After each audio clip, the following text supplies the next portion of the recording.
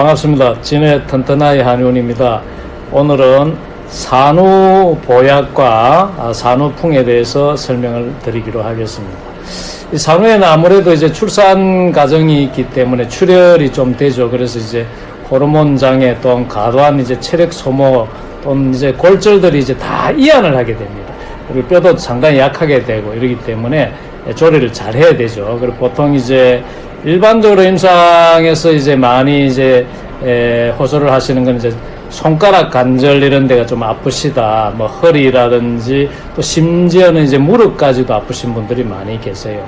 근데 이제 무릎 같은 경우는 큰 관절이기 때문에 다른 분보다는 조리를 배 이상 하셔야 됩니다. 왜냐하면은 무릎이 이제 뼈의 어떤 칼슘이라든지 무릎 자체를 보강해야 되는 경우가 많거든요. 보통 이제 초산일 경우에는 무릎이 아픈 경우까지는 좀 드물고, 보통의 경우에는 건강하신 분들 같은 경우는 뭐 별 증상이 없고 체중만 좀 증가를 한 상태가 많고요. 조금 이제 혈액순환이 안 되시는 분들은 이제 뭐 손가락 마디마디가 아프다, 아기를 아무래도 또 봐야 되고 이러니까 뭐 손목 관절이라든지 또 평상시에 또 허리가 아프신 분들 뭐 이런 분들이 좀 많죠. 그래서 이제 그런 거를 잘 관리를 해줘야 됩니다.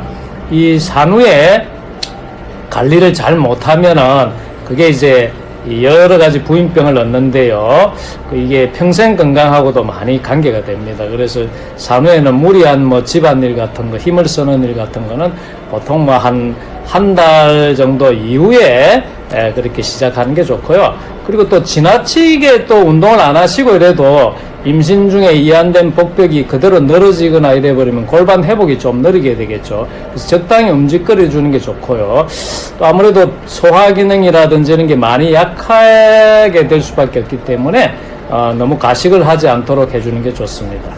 그리고 이제 젖이 이제 좀 많이 나오는 경우에는 이제 저희도 이제 산후보약질 때 이제 모유를 하시느냐 이렇게 반드시 물어보는데요.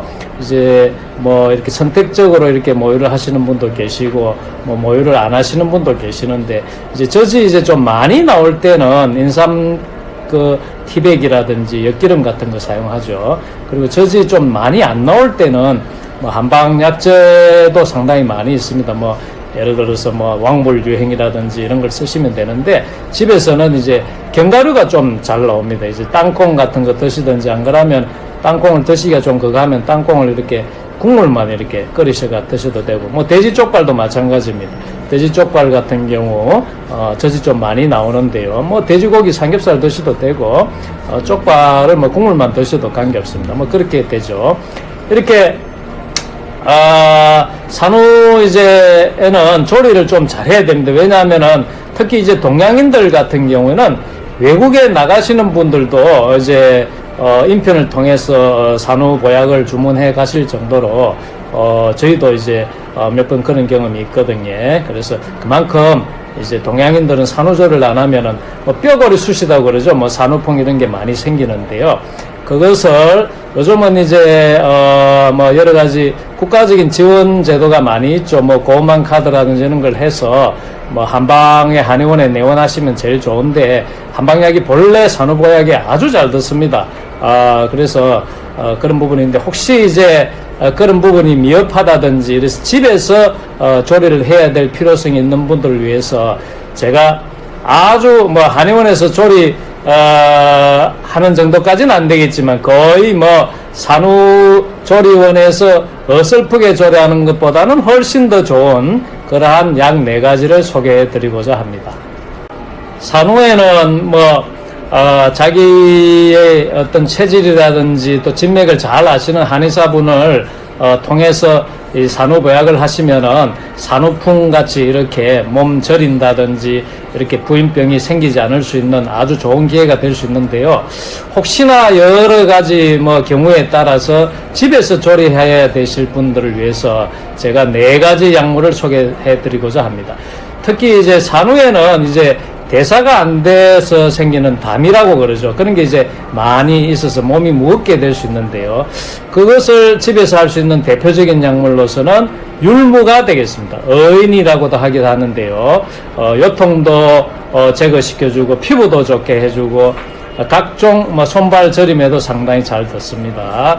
그리고 이제 혈액 찌꺼기 보통 오로라 그러죠. 보통 이제 초음파에 이렇게 나오기도 하고 그러는데 초음파에 안 나와도 보통 이제 산후에는 특히 몸이 좀 찬 체질 분들 같은 경우는 오로가 많습니다.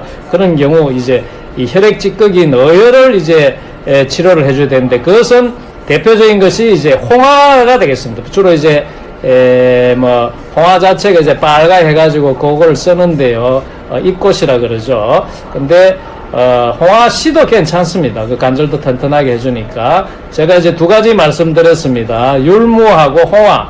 그리고 이제 산후가 되면 아무래도 기와 혈이 다 부족하게 뭐 기운이 다 떨어져 있는 상태이기 때문에 체력도 보강하고 자궁도 다시 회복시켜 줘야 되고 이러기 때문에 거기에 해당되는 대표적인 한방의 약재가 혈을 보하고 피도 좀 깨끗하게 해줄 수 있는 당귀와 청궁이 되겠습니다. 그래서 이 네 가지 약재, 기운과 혈액을 보강하는 당귀와 청궁, 그리고 눅눅한 저리는 이러한 대사가 안 되는 물질인 담을 제거하는 율무, 그리고 혈액 찌꺼기 어혈을 제거하는 홍화, 이 네 가지만 이렇게 각각 뭐 한 2g씩 하든지 3g씩 하든지 5g씩 하든지 커피포트 용량에 따라서 한 10분 내외로 달여서 수시로 차로 좀 드시면은 몸이 많이 가뿐할 겁니다.